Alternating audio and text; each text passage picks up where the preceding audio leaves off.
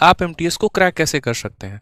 ठीक है, मैं अगर सीधा सीधा यहाँ बोलूँ तो हाउ टू क्रैक एमटीएस, सीधी सी बात है।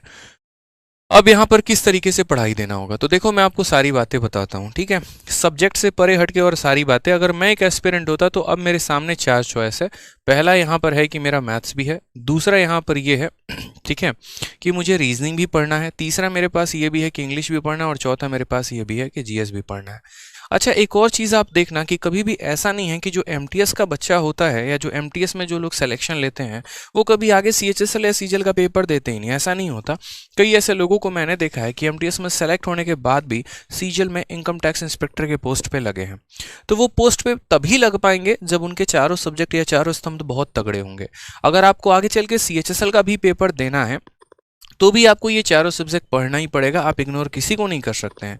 अगर आपके मन की ख्वाहिश है कि नहीं ज़िंदगी भर हम 25,000 के नौकरी पर ही रहने वाले हैं और हमेशा एमटीएस वाला ही काम करने वाले हैं, तो शायद आपको मात्र ये 2 सब्जेक्ट जो है आपकी नैया पार करा सकते हैं। लेकिन अगर आपकी इच्छा जो है आगे तक और है कि हम सीएचएसएल की भी पढ़ाई करें, सीजीएल का भी हम मतलब एक तरीके से पेपर दें और एक अच्छे रैंक, एक अच्छे पोस्ट पर सेलेक्ट हों, तो सिर्फ ये 2 सब्जेक्ट से काम नहीं चलने वाला है।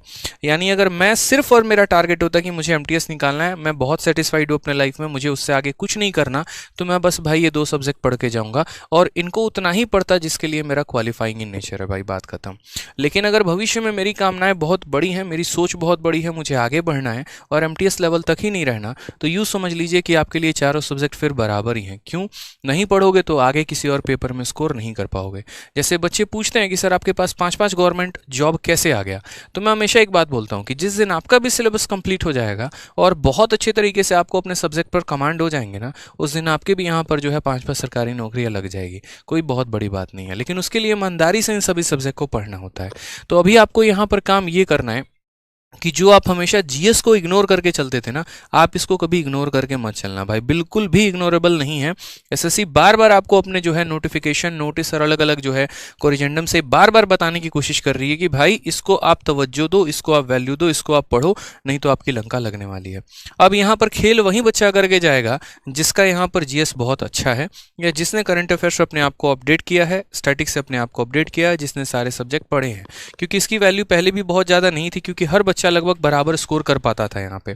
ठीक है, तो यहाँ पर कोई बहुत बड़ा इंग्लिश की वजह से कभी आज तक एसएससी के पेपर में कोई बहुत बड़ा गेम चेंजर नहीं हुआ है कि इंग्लिश की वजह से पूरा इतिहास पलट गया, वैसा कुछ भी नहीं है। जो गेम बदलता है वो जीएस बदलता है। मैं मैथ्स को भी बहुत बड़ा रोल नहीं मानता हूँ कि यहाँ पर मैथ्स ने बहुत बड़ा गेम कर दिया हो कहीं पर ऐसा करके। ठीक है, तो जीएस जो होता है वो प्री में खेल करता है और मेंस में जो होता है वो मैथ्स खेल करता है, ये तो आपको भी पता है। तो यहाँ पर अगर हम बात करते हैं तो अगर मेरी स्ट्रेटजी रहे तो वो क्या रहनी चाहिए, आपका जो स्ट्रेटजी रहना चाहिए, अगर आगे चल के आपको और भी परीक्षाएं देनी है और भी फॉर्म आपको भरना है, तो डेली के डेली जो है आपको कम से कम 1 से 2 घंटे आपको मैथ्स को देने ही देने हैं। रीजनिंग की भी बात करूँ मैं आपको तो 1 आवर डेली प्रैक्टिस करना ही करना है। इंग्लिश के लिए अगर मैं बात करूँ तो आप 2 घंटे दे सकते हैं। 1 घंटे आप अपने वोकैबलरी को दीजिए जो हमेशा हम कहते हैं, और 1 घंटे आप अपने ग्रामर को दीजिए।